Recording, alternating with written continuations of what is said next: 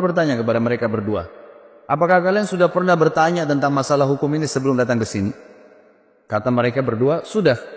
Kata Umar kepada siapa? Mereka bilang, kami telah datang kepada Muhammad. Jadi kan? Kata Umar, apa hukumnya? Kata Muhammad memberikan hak kepada si Yahudi ini, kata si munafik.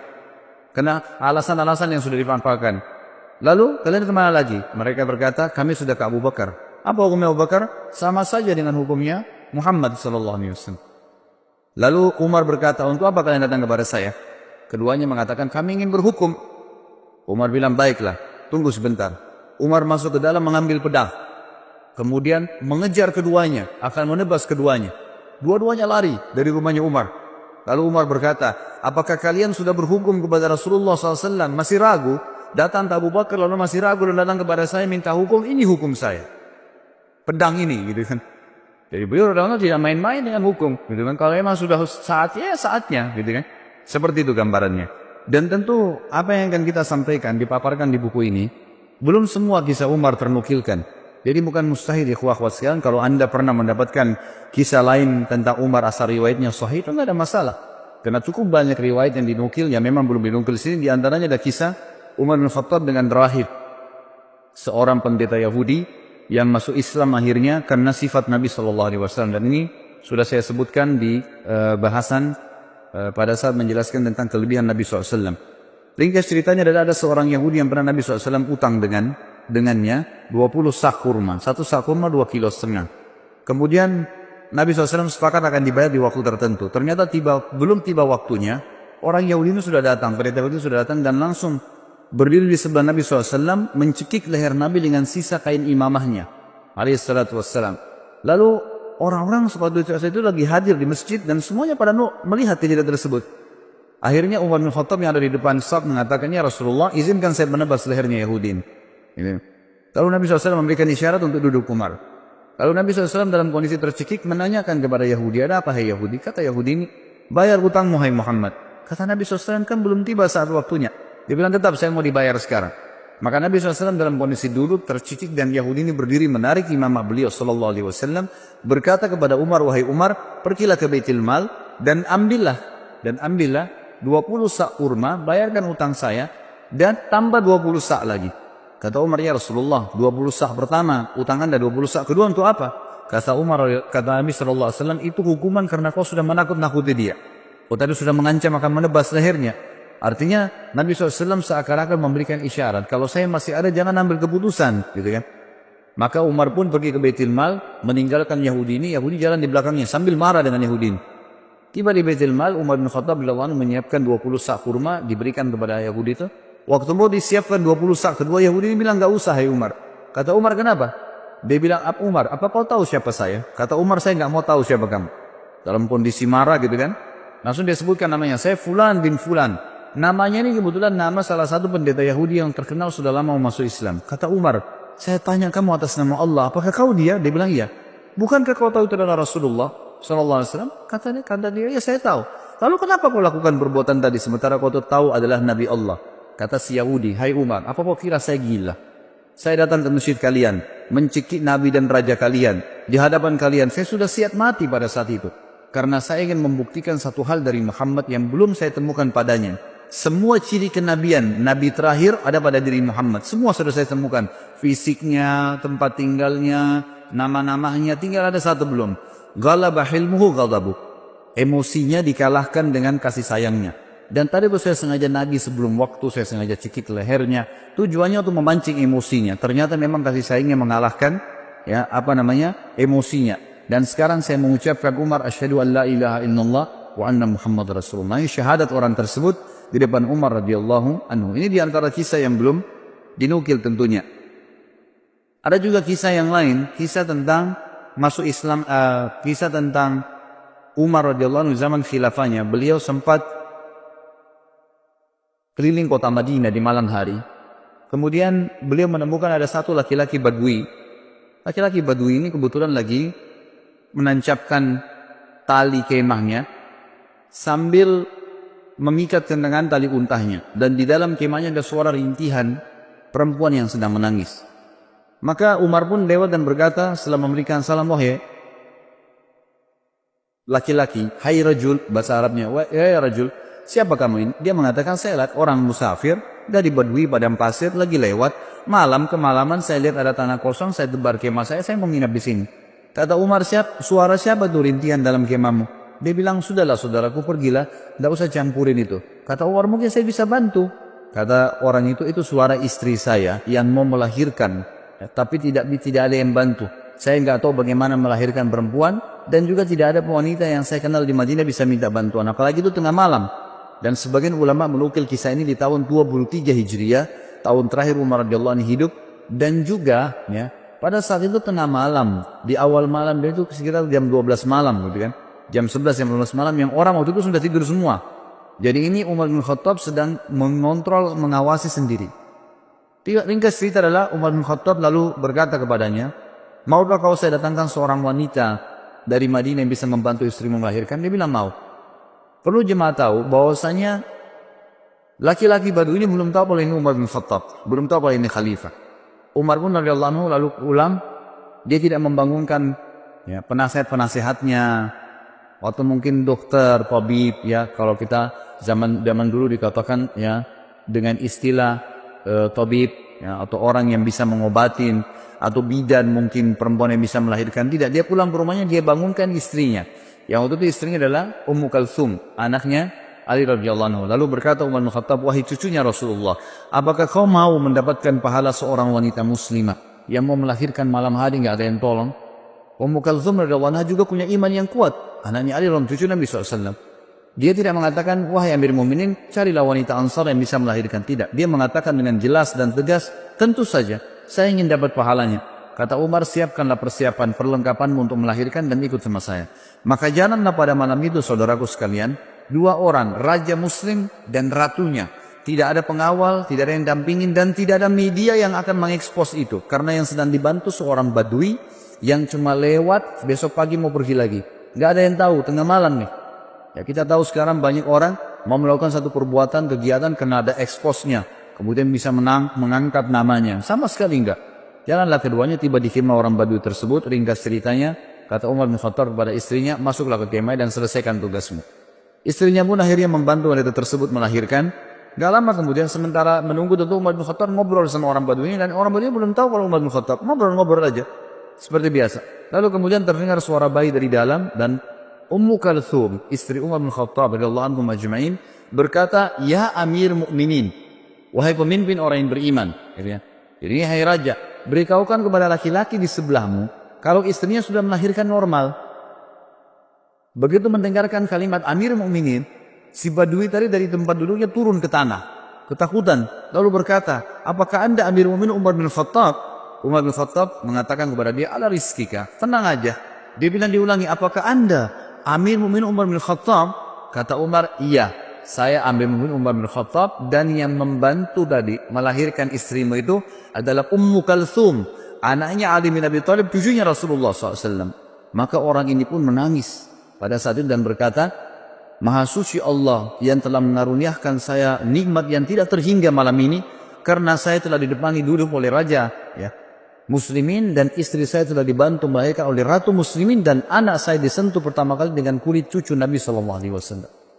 Kita lihat bagaimana perilaku Umar bin Khattab yang luar biasa, gitu kan? Setiap perilakunya menjadi sebuah pelajaran. Kisah yang lain juga, Umar bin Khattab radhiyallahu anhu pernah satu malam jalan, kemudian menemukan ya, di luar kota Madinah tentunya nih. Ini kisah yang sahih adalah di luar kota Madinah. Kemudian dia lagi jalan dan dia temukan ternyata ada seorang wanita yang sedang duduk. Kemudian di sebelahnya ada 3 orang anak yang sedang menangis. Kemudian Umar bin Khattab pun datang sambil mengatakan, ya, Assalamualaikum wahai pemilik cahaya api itu. Lalu wanita itu menjawab, setelah itu Umar mengatakan, apakah engkau mengizinkan aku mendekat? Kata wanita itu, mendekatlah tapi dengan sopan, kalau enggak pergilah. Kata Umar bin Khattab pada saat mendekat, ada apa? Wahai hamba Allah, dia bilang, dan kenapa anak-anakmu menangis? Dia bilang, saya sudah berapa hari enggak makan, anak saya kelaparan, butuh makanan. Terus apa yang kamu masak di panci? Yang saya masak di panci sebuah batu yang saya masukkan supaya anak-anak saya kira saya masak, dan ini sudah 3 hari berjalan. Sementara Amir Mu'minin tidak perhatian kepada kami. Dia tidak tahu kalau ini Umar bin Khattab. Lalu Umar pun berkata kepada temannya, kalau tidak salah itu bersama dengan Ubay bin Ka'ab. Mereka berdua lalu menuju ke Baitul Mal, mengambil kebutuhan muslimin, dipikul. Kemudian Umar berkata, angkatlah ke pundakku. Kata Ubay, biar saya yang angkat Amirul Mukminin. Kata Umar, angkat ke pundakku sampai 3 kali. Ubay terus mengatakan, biar saya Amirul Mukminin. Kata Umar, apa kau ingin memikul dosaku pada hari kiamat? Maka Ubay pun diam. Lalu pergilah mereka berdua bersama. Lalu Umar bin Khattab, ada dalam riwayat ini dikatakan meniup panci yang tadinya apinya sudah mulai redam, sampai terlihat asap dan percikan-percikan api berada di antara jenggot beliau. Dan waktu itu Umar bin Khattab memiliki jenggot yang sama Nabi SAW sampai ke dadahnya radhiyallahu anhu. Kemudian beliau meniup-niup di tengah malam, seorang raja meniup api panci untuk memasakkan masyarakatnya. Setelah terbakar api tersebut, lalu Umar bin Khattab mengatakan kepada ibu tersebut, taburilah gandum di atas air, lalu Umar yang mengaduknya. Terus diaduk sampai menjadi kental, menjadi makanan. Ditaruhlah garam, ditaruhlah segala kebutuhannya, kemudian setelah itu diberikanlah makan oleh Umar bin Khattab. Dikatakan, berikan saya nampan, dikasih nampan, ditumpah, kemudian diberikan makan anak-anak tersebut sampai semua kenyang. Setelah kenyang, kata Umar, ambillah ini semua. Lalu ibu tersebut berkata, sungguh demi Allah kau lebih baik daripada Amir Mukminin. Ya tidak tahu kalau ini Umar bin Khattab. Kata Umar, janganlah berkata begitu wali ibu. Kalau kau satu waktu bertemu dengan Amir Mukminin, kau pasti akan menemukan saya ada di sana. Gitu kan? Hanya begitu saja. Lalu Umar bin Khattab memegang tangan Ubay, sama-sama keluar. Kata Ubay, waktu Umar bin Khattab, Amir Mukminin, meninggalkan tempat tersebut, lalu dia menyelip di antara semak belukar seperti binatang buas yang sedang mengintai mangsanya. Jadi dia dengan teliti ke arah ibu tadi sama anak-anak itu. Lalu setelah itu dia lihat anak-anak tersebut yang tadinya nangis, tidur, bangun, bermain, ceria, gitu kan. Lalu Umar bin Khattab mengangkat kepalanya, ya seakan-akan berhenti untuk memata-matai dan berkata, segala puji bagi Allah yang selamatkan saya dari orang-orang ini yang akan menuntut saya pada hari kiamat. Perilaku yang sangat luar biasa dari seorang yang beriman kepada Allah Subhanahu wa ta'ala. Dan cukup banyak kisah yang berhubungan dengan hal-hal yang seperti ini. Umar bin Khattab radhiyallahu anhu juga pernah memberikan pelajaran tentang masalah takdir. Sebagaimana dinukil dalam banyak riwayat-riwayat sahih, teman-teman yang pegang buku bisa di halaman 276 sampai 277 kisah yang berhubungan dengan masalah itu. Umar bin Khattab radhiyallahu anhu pernah menuju ke negeri Syam, dan di negeri Syam itu ternyata ada satu wilayah yang akan dimasukin, terkenal ada penyakit taun. Ya, sebelum keluar ke negeri Syam, masih dari kota Madinah, gitu kan. Riwayat sahih menjelaskan masih di kota Madinah. Lalu pada saat itu ada seorang panglima perang, Abu Ubaidah bin Jarrah radhiyallahu anhu, yang terkenal juga, salah satu yang terkenal, Amin Hadil Ummah, orang yang paling terpercayanya umat Islam, gitu ya. Waktu itu Umar bin Khattab mengatakan, waktu mau keluar, dikatakan negeri yang Anda mau pergi ini oleh sebagian sahabat ada penyakit taun. Taun itu penyakit yang memang Nabi SAW larang kita masuk ke sana kalau ada penyakit itu. Dan kalau kita sedang ada di satu lokasi yang ada penyakit itu, maka otomatis kita dilarang keluar. Ini khilaf di antara ulama tentang masalah bahasa Indonesia atau penyakit ini. Ada yang mengatakan kusta, ada yang mengatakan menyebutkan beberapa jenis penyakit, tapi saya tidak terlintas sekarang nama-namanya. Ringkas cerita adalah Umar bin Khattab mengatakan, kalau begitu kita urunkan niat dulu, jangan dulu pergi. Lalu Abu Ubaidah radhiyallahu anhu datang mengatakan, wahai Amir Mukminin, apakah Anda lari dari takdirnya Allah? Kata Umar bin Khattab, saya lari dari takdir Allah ke takdir Allah yang lain. Nah, jadi maksudnya di sini, selama masih berhubungan dengan perilaku seorang hamba, perilaku pilihan, makan atau tidak, minum atau tidak, tidur atau tidak, keluar atau tidak, semua itu adalah pilihan ikhtiar, gitu kan? Kalau kita mau keluar ternyata khawatir ada gelap, badai, hujan, panaskah, kita lalu memilih lebih di rumah, berarti kita sedang memilih takdir Allah yang lain. Itu maksud Umar radhiyallahu anhu, kan gitu. Maka Umar mengatakan, saya lari dari takdir Allah kepada takdir Allah yang lain. Lalu Umar berkata, wahai Abu Ubaidah, seandainya yang mengucapkan itu bukan kamu, artinya masa kamu yang bisa mengucapkan seperti itu sementara kamu ini adalah orang yang paling terkenal, gitu kan? Lalu akhirnya Umar bin Khattab pun membiarkan. Dalam riwayat yang lain Abu Ubaidah mengatakan, baiklah saya yang akan pergi ke sana. Maka dia pun berangkat. Umar bin Khattab sempat memeluk Abu Ubaidah, mengetahui ini pasti akhir hidupnya, gitu kan? Pergilah mereka pada saat itu. Yang dalam riwayat ini, tapi riwayat ini mengatakan Abu Ubaidah nggak jadi keluar, tetap aja di Madinah. Dan akhirnya ditunggulah berita. Umar terus menyebarkan berita. Siapa yang punya berita tentang taun, penyakit taun dari Nabi SAW? Abdurrahman bin Auf, sahabat Nabi yang lain radhiyallahu anhu, sempat waktu itu tersibukkan dengan beberapa kegiatan. Lalu pada saat dengar orang lagi ngumpul bersama Umar bin Khattab, dia pun datang lalu mengatakan, saya memiliki kabar dari Nabi SAW. Ya, dan ini riwayat disebutkan dalam riwayat Bukhari tentang kisah ini. Dia mengatakan, aku mendengarkan Nabi SAW bersabda, "Idza sami'tum bihi bi ardin fala tuqaddimu alaih, wa idza waqa'a bi ardin wa antum biha fala takhruju firaran minhu." Jika kalian mendengarkan taun terjadi di satu daerah, maka kalian jangan ke sana. Dan jika kalian bila itu terjadi pada satu kaum, sedangkan kalian berada di dalamnya, maka kalian jangan keluar darinya atau menghindarinya. Maka Umar pun akhirnya bertahmid, mengatakan, "Alhamdulillah, segala puji bagi Allah yang telah membantu aku untuk mengambil keputusan yang tepat." Juga Bapak Ibu sekalian, ada kisah yang menarik tentang, atau syubhat seringkali kalau Anda baca buku sejarah, Anda temukan tentang ada sering ahli-ahli sejarah Islam juga menulis buku yang mereka mengatakan Umar bin Khattab tidak menyenangi Khalid bin Walid. Tidak menyenangi Khalid bin Walid. Terbukti Umar bin Khattab melenserkannya dari jabatannya sebagai pimpinan perang. Penulis buku ini meluruskan masalah itu. Beliau mengatakan ini pemahaman yang salah. Umar bin Khattab mencopot Khalid bin Walid dari jabatannya bukan karena Umar bin bencinya. Dan nanti akan beliau katakan bukti. Tetapi Umar bin Khattab sendiri menyebutkan dalam riwayat, ya ini disebutkan dalam Tarikh At-Tabari, ya, disebutkan oleh penulis buku menukil dari situ ya. Beliau mengatakan Umar sempat berkata, "Sesungguhnya aku tidak mencopot Khalid karena kemarahan atau pengkhianatan, tapi orang-orang telah terfitnah olehnya. Aku khawatir mereka akan disandarkan kepadanya." Maksudnya nanti orang-orang menganggap Khalid bin Walid jadi penyebab menang perang. Jadi fitnah, orang sudah tidak bergantung lagi sama Allah. Maka aku copot gara-gara itu. Dalam riwayat lain dijelaskan bahwasanya pernah terdengar oleh Umar bin Khattab Khalid bin Walid ini berkhianat. Beritanya begitu di harta rampasan perang. Lalu Umar bin Khattab dari Madinah mengutus Bilal. Perlu ikhwah dan akhwat sekalian tahu, teman-teman tahu bahwasanya Khalid bin Walid ini dulu pimpinan, ya, tuan, sayyid di Mekah, gitu kan. Dan Bilal adalah seorang budaknya Umayyah bin Khalaf. Ya. Jadi dulu kondisinya tuh secara kejiwaan, ya, orang walaupun sudah masuk Islam, Bilal masih merasa Khalid bin Walid ini dulu tuan, gitu kan, terkenal. Merasa Khalid bin Walid ini dulu tuan, gitu kan, terkenal.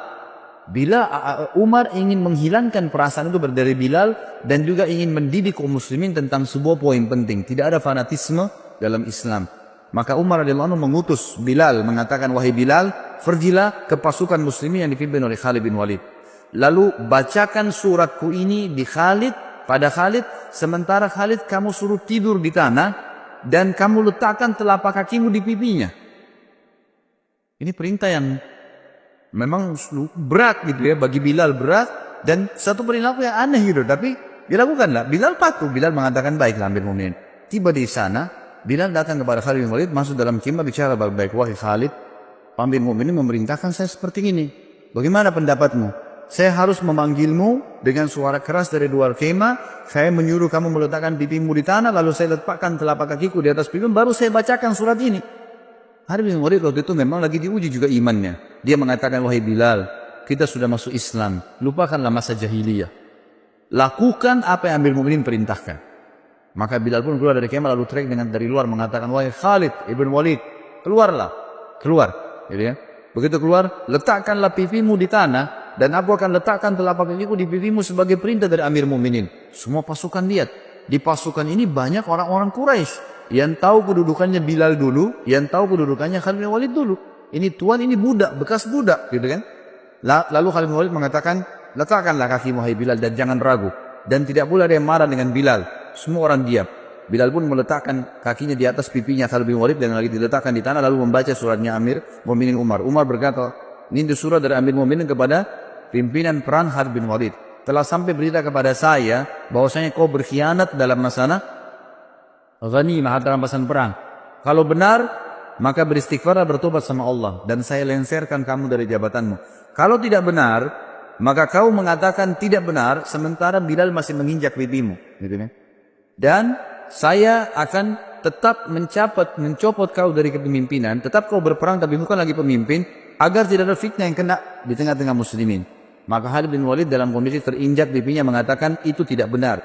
Sudah selesai Bilal menyampaikan berita tersebut, tapi dia tetap dicopot dari jabatannya. Tapi di sini kita bisa lihat bagaimana ya Umar bin Khattab radhiyallahu anhu sangat tegas gitu kan.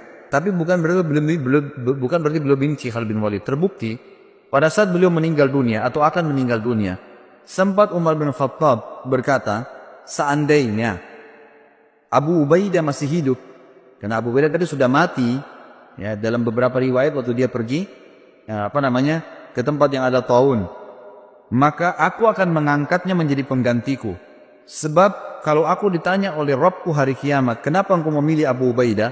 Aku akan mengatakan bahwasanya aku mendengar hamba dan kekasihmu Muhammad SAW bersabda, likulli ummatin amin, wa aminu hadhil umma Abu Ubaidah bin Jarrah. Setiap umat memiliki orang kepercayaan, dan orang kepercayaan umat ini adalah Abu Ubaidah bin Jarrah. Kalau seandainya Khalid bin Walid masih hidup, ini kata Umar bin Khattab, ini saksi bahasan kita, kemudian pasti aku akan mengangkatnya untuk menjadi penerusku. Dan pada saat aku ditanya oleh Allah hari kiamat, oleh Rabbku, kenapa engkau memilih orang ini? Aku akan mengatakan, karena hamba dan kekasihmu Muhammad SAW telah bersabda, Khalid bin Walid sayfun min suyufillahi sallahullahu alal musyrikin. Khalid bin Walid adalah salah satu pedang Allah yang Allah henuskan untuk orang-orang musyrik. Sebagaimana disebutkan di dalam, dinukil dari banyak riwayat-riwayat yang sahih. Bagi riwayat ini, kata menurut penulis, ya, ini membantah tentang banyaknya isu yang salah tentang pencopotan Khalid bin Walid dari masalah kepemimpinan. Kemudian kita masuk ke masalah bagaimana Baitul Maqdis dibebaskan di zaman Umar bin Khattab. Umar bin Khattab mengutus pasukan ke Baitul Maqdis, ya, kemudian berperang di sana. Ringkas cerita adalah memenangkan peperangan. Lalu penjaga Baitul Maqdis, salah satu pendeta Nasrani waktu itu, tidak mau memberikan kunci kecuali kepada pemimpin muslimin. Maka menyuratlah beberapa pemimpin, ya, yang memimpin perang waktu itu, termasuk Khalid bin Walid waktu itu ada di sana. Ya, kemudian Miqdad dan beberapa sahabat Nabi yang lain disuruhlah, ya, menyurat kepada Amir Mu'minin. Umar bin Khattab terima surat tersebut, mengatakan baiklah kita berangkat. Berangkatlah Umar bin Khattab menuju ke Palestina. Tiba di Palestina, kebetulan Umar bin Khattab waktu ke Palestina itu berdua bersama budaknya. Bukan budak sebenarnya, pelayannya, ya. Bersama dengan pelayannya. Umar bin Khattab sepakat sama pelayannya, selama perjalanan dari Madinah ke Palestina, jauh sekali, gitu kan, perjalanan sebulan. Ya. Kalau sesaat saya di atas unta, sesaat kamu di atas unta. Jadi begitu terus. Dalam waktu tertentu Umar bertukaran tempat sama pelayannya ini. Pas tiba di Palestina, di pintu gerbang Palestina dan ditunggu oleh orang-orang muslimin, tiba gilirannya Umar bin Khattab yang harus narik ke kanannya unta. Hamba sahaya dari belayan itu lagi di atas unta, gitu kan. Maka pada saat itu si pendeta tadi yang Nasrani ini mengatakan kepada orang-orang di situ muslimin, mana raja kalian? Kata mereka, itu yang lagi tarik ke kanannya unta. Siapa yang di atas unta itu? Kata pendetanya, itu pelayannya dia, gitu kan. Lalu kata pendeta ini, orang inilah yang telah disebutkan dalam Injil akan menerima kunci Baitul Maqdis. Yang tadi disebutkan dalam Injil, satu waktu nanti akan datang dibebaskan oleh seseorang yang adil, dan dia akan bersama dengan pelayannya, dan dia akan menarik ke kanan unta pelayannya. Sampai seperti itu. Dan pada saat itu pendeta ini tambah kagum lagi karena 4 orang pimpinan perang Khalid bin Umar bin Khattab waktu itu menyambut Umar dengan baju yang bagus-bagus.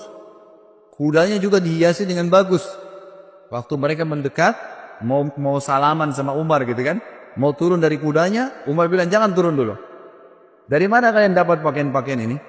Kata mereka, kami memakai ini Amir Mu'minin agar musuh-musuh Allah takut. Sama Umar diambil batu dilemparin. Semuanya dilemparin sama Umar, gitu ya. Kata Umar, baru saja Allah bukakan kalian sedikit wilayah, kalian sudah memakai baju-baju yang mewah, buka, disuruh ganti baju yang dulu, gitu kan. Sampai akhirnya mereka membuka bajunya. Pendeta itu pun akhirnya kaget melihat perilaku Umar bin Khattab. Nggak ada raja di dunia seperti ini, gitu. Nah, ini diantara hal yang terjadi di Baitul Maqdis, dan beliau sempat masuk di Baitul Maqdis. Kemudian beliau menanyakan kepada seorang rahib di situ pada saat itu bernama Ka'ab al-Ahbar. Ya, dia kemudian menunjukkan, ya, menurut di riwayat ini dikatakan Umar bertanya padanya, di mana menurut riwayat dalam Injil pun, ya, bahwasanya Nabi terakhir Muhammad SAW masuk di Baitul Maqdis, dan mereka punya berita itu. Mereka mengatakan dari pintu ini. Maka Umar pun masuk di situ. Kemudian Umar bin Khattab mengerjakan sholat di situ. Ini termasuk. Kemudian pelajaran yang lain juga disebutkan oleh beliau adalah sikap yang diambil menjadi hukum pada saat terjadi Amur Ramada. Ramada ini masa peceklik, kering sekali Madinah. Ya, sampai Umar tadi mulai zuhud, lebih zuhud lagi, tidak makan kecuali nasi sama roti sama minyak, dan itu membuat kulitnya sampai jadi hitam. Tapi ada sebuah pelajaran. Waktu itu Umar bin Khattab mengumpulkan masyarakat Madinah, kemudian mengajak mereka sholat istisqa. Pada saat diajak sholat, ini riwayat Bukhari ya, pada saat diajak sholat istisqa, Umar bin Khattab memberikan pelajaran lagi kepada kita semua. Dia berkata dengan suara keras selesai sholat, mengatakan, "Ya Allah, dulu jika kami tertimpa kekeringan, maka kami bertawassul kepadamu dengan doa nabimu. Lalu engkau menurunkan hujan kepada kami. Sekarang nabi kami sudah mati. Maka kami bertawassul kepadamu dengan doa pamannya." Itu Abbas radhiyallahu anhu. "Maka berilah kepada kami hujan." Kemudian Umar meminta Abbas untuk berdoa kepada Allah subhanahu wa ta'ala. Lalu Abbas pun berkata, "Ya Allah, sebuah bencana telah menimpa, ya. Sebuah bencana tidak menimpa kecuali karena adanya dosa. Ia tidak terangkat kecuali dengan taubat. Orang-orang memintaku menghadap kepadamu karena kedudukanku di sisi nabimu Muhammad SAW. Ini adalah tangan-tangan kami terangkat kepadamu dengan dosa-dosa. Sedangkan ubun-ubun kami kepadamu dengan taubat. Turunkanlah hujan buat kami." Maka tiba-tiba mendung dan turunlah hujan dengan lebat. Tapi ulama mengatakan dari riwayat ini diambil pelajaran besar, bahwasanya ya Umar bin Khattab ingin menitikberatkan tidak boleh lagi bertawassul dengan Nabi SAW sementara beliau sudah mati. Ya, seperti banyak orang sekarang bertawassul gitu kan dengan Nabi SAW. Kalau beliau masih hidup lain, tapi kalau sudah mati orang soleh, Nabi tidak boleh lagi dijadikan sebagai perantara. Allah alam, ini disebutkan dalam riwayat Bukhari dalam kitab Istisqa. Kemudian kita masuk ke masalah bagaimana berpisahnya dengan Umar radhiyallahu anhu. Nanti kematian beliau, gitu kan. Ditulis oleh penulis sini dikatakan saatnya untuk berpisah. Umar bin Khattab sering kali berdoa, disebutkan dalam riwayat Bukhari. Beliau selalu mengatakan, "Allahumma rzuqni syahadatan fi sabilik waj'al mauti fi baladi rasulik." Sallallahu alaihi wasallam. Beliau mengatakan, "Ya Allah, karuniakanlah kepadaku syahadah, mati syahid di jalanmu, dan jadikanlah kematianku di negeri Rasulmu." Ya, di Madinah maksudnya. Maka pada saat itu Hafsah berkata, "Wahai ayahku, bagaimana bisa Allah menyatukan keduanya? Anda ingin mati syahid, tapi mati syahidnya di kota Nabi. Sementara waktu itu Madinah menjadi ibu kota Islam yang sangat kuat. Mustahil bisa diserang. Pasukan Islam sudah menyebar kemana-mana, Persia sudah runtuh, sebagian besar wilayah Romawi sudah runtuh. Jauh sekali orang-orang kalau mau menyerang Madinah. Bukan seperti di zaman Nabi SAW yang masih dekat, orang Mekah, suku-suku Arab masih ada yang belum masuk Islam. Ini sudah habis semuanya gitu kan. Maka Umar mengatakan, "Ya'ti bihallah insya Allah akan datangkan kalau Allah mau." Ya, betul. Ya, beranjak daripada kisah ini, beranjak daripada doa ini, maka ada sebuah ya kisah yang harus diketahui, bahwasanya Mughirah ibn Syu'bah radhiyallahu anhu, salah satu waktu itu gubernur yang ditunjuk oleh Umar bin Khattab di Irak, dalam sanad yang sahih, menulis surat kepada Umar bin Khattab mengatakan, "Wahai Amir Mu'minin, saya memiliki seorang budak. Budak ini bernama Abu Lu'lu', gitu. Orang Majusi. Orang ini mahir, bisa buat senjata, bisa buat pedang, bisa buat perisai, bisa buat macam-macam. Bahkan dia bisa membuat alat yang untuk mengalirkan air. Orangnya pintar sekali. Izinkanlah dia masuk ke Madinah, wahai Amir Mu'minin." Waktu itu Umar bin Khattab tidak pernah mengizinkan orang-orang yang belum masuk Islam itu masuk ke Madinah. Kalau sudah masuk Islam lain. Kalau belum masuk, tentu belum masuk Islam, gitu kan? Dimasukkan untuk membantu muslimin agar bermanfaat. Dan Umar bin Khattab menolak awalnya. Kedua, Mughirah bin Syu'bah terus mendesak sampai hanya Umar bin Khattab izinkan. Waktu itu Mughirah bin Syu'bah meminta bayaran dari budaknya ini setiap hari kalau nggak salah 100 dirham pembayaran dari hasil kerjanya, gitu kan? Maka dia pun datang Abu Lu'lu' kepada Umar mengatakan, "Wahai Amirul Mukminin, ini Mughirah menyiksa saya. Banyak yang diminta 100 dirham. Padahal ini kecil untuk hasil dia." Kata Umar, 100 dirham kecil dari pendapatan kamu yang kamu lakukan. Begitu banyak pendapatan yang didapatkan, bisa masuk sampai ribuan dirham dalam sehari. Maka itu kecil sekali. Dia pun akhirnya jengkel dengan Umar bin Khattab, dan ini awal masalah. Maka dia pun akhirnya setiap kali ketemu Umar marah. Kesannya kayak marah gitu. Ya, kenapa Umar bin Khattab tidak membela dia? Lalu satu waktu Umar lagi lewat dan berkata, "Apa yang kamu lakukan?" Dia mengatakan, saya sedang mempersiapkan sesuatu, wahai Amirul Mukminin, untuk Anda yang umat Islam tidak akan lupakan." Gitu kan?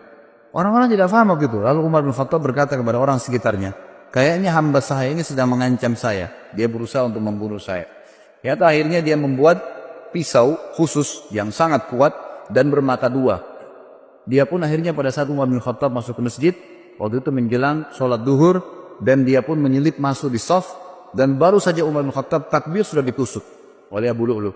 Begitu ditusuk, orang-orang tidak tahu, terutama di sisi kanan kiri masjid. Tidak ada yang tahu. Yang tahu cuma di belakang ya Umar bin Khattab, dan itu adalah Abu Musa al-Ash'ari radhiyallahu anhu. Lalu kemudian Umar bin Khattab tertusuk dan sempat terdengar suara mengatakan, Umar mengatakan, aku telah dibunuh oleh anjingnya Majus. Maksudnya si Abu Lu'lu' itu. Lalu Umar bin Khattab jatuh dan Abu Musa yang mendekati Umar, lalu Umar memegang tangannya sambil berkata, ya lanjutkanlah sholat wahai Abu Musa, jadi imamlah kamu. Kemudian Abu Lu'lu' ini karena panik dan di sekitar Umar yang di saf-saf yang dekat tahu kalau dia sedang menusuk, maka dia berusaha menusuk semua orang yang di sekitar dia sampai dia melukai 13 orang. Dan 3 orang sempat mati terbunuh bersama Umar, tentunya mati syahid nanti berempat, gitu kan. Tapi 3 orang ini mati di masjid, yang 10 orang luka parah gitu. Nah pada saat ada kejadian tersebut, sahabat sudah tahu kalau ini orang membunuh Amir Mu'minin, menusuk, maka dia melemparkan jubahnya ke arah wajahnya sehingga tidak melihat dan dikeroyokin.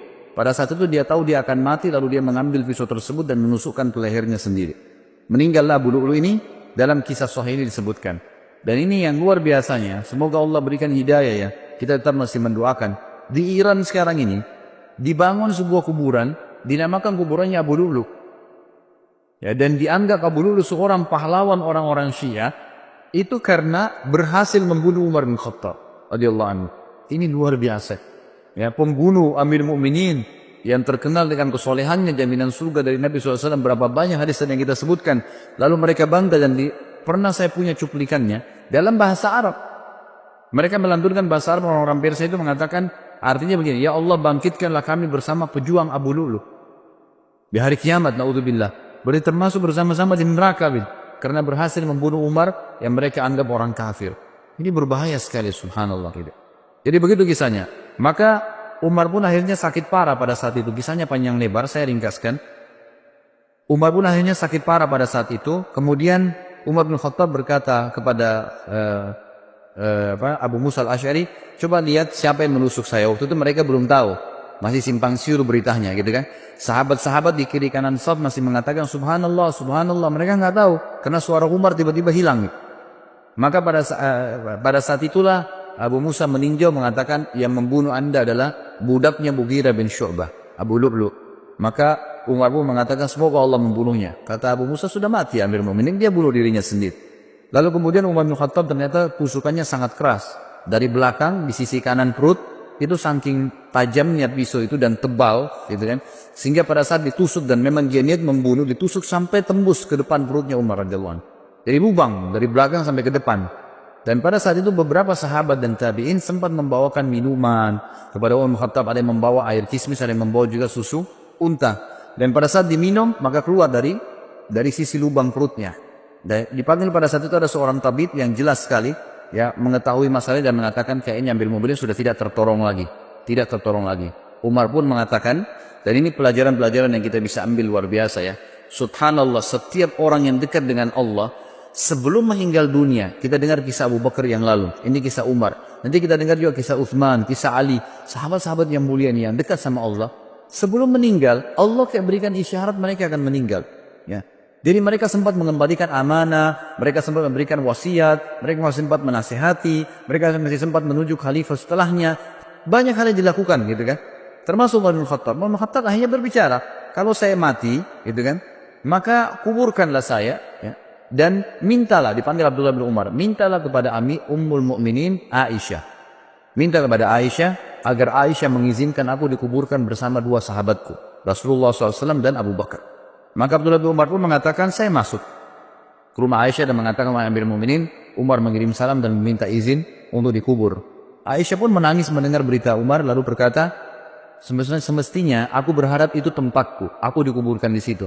Tapi aku akan izinkan untuknya. Waktu kembali Abdullah bin Umar kepada ayahnya Umar bin Khattab radhiyallahu anhu majma'in, Umar berkata waktu disampaikan, apa beritamu? Abdullah bin Umar mengatakan, Ummul Mukminin mengizinkan. Kata Umar, segala puji bagi Allah yang menerima doa ini. Tapi pada saat saya sudah jadi jenazah, jadi sudah tahu kalau mau mati.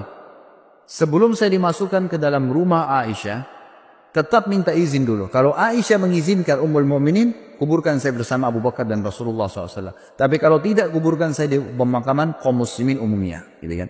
Begitu penyampaiannya. Pada saat Umar bin Khattab lagi sakit keras, ada beberapa kejadian penting yang kita bisa ambil pelajaran juga. Yang pertama adalah, sempat Umar bin Khattab pingsan. Waktu itu di sebelah Umar yang paling dekat adalah Abbas, paman Nabi SAW radhiyallahu anhu, dan juga Ali bin Abi Thalib yang waktu itu mertua Nabi, mertuanya Umar bin Khattab, dan juga sahabat dekatnya Umar bin Khattab radhiyallahu anhu. Dan ini pelajaran besar sekali yang kita bisa ambil. Ahli sunnah wal jamaah meyakini Ali dan sahabat-sahabat Nabi semuanya mulia. Tidak pernah kita mencaci maki mereka, gitu kan?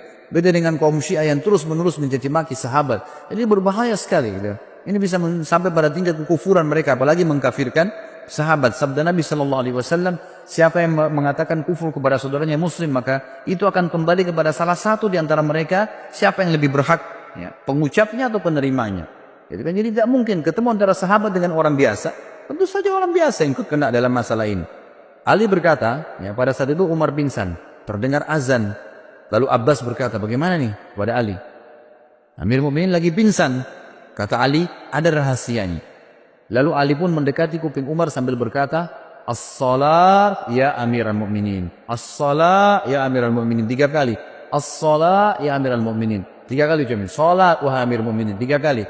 Tiba-tiba Umar yang kondisi pingsan, perutnya ini lubang dari belakang ke depan, ya, terbangun lalu mengatakan, iya, tidak ada Islam bagi orang yang tidak sholat.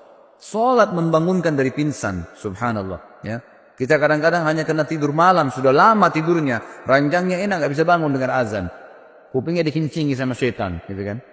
Tapi kalau ini enggak, radhiyallahu anhu, bangun dalam kondisi pingsan bisa bangun hanya dengan meninggal sholat karena kuatnya imannya. Lalu dalam riwayat lain juga dikatakan Umar bin Khattab sempat tertidur pingsan, tidak dibangunkan pada saat itu sampai menjelang mau terbit matahari. Lalu Umar bangun. Kata Umar, apakah orang-orang sudah sholat subuh? Kata mereka, sudah Amir Mu'minin. Lalu Umar mengatakan, iya, tidak ada, ya, bagian yang boleh dihormatin, diberikan jabatan di dalam Islam bagi seseorang yang tidak sholat. Ya, maka terjadilah pada saat itu Umar bin Khattab pun sholat subuh sendirian sambil duduk. Ini riwayat yang pertama.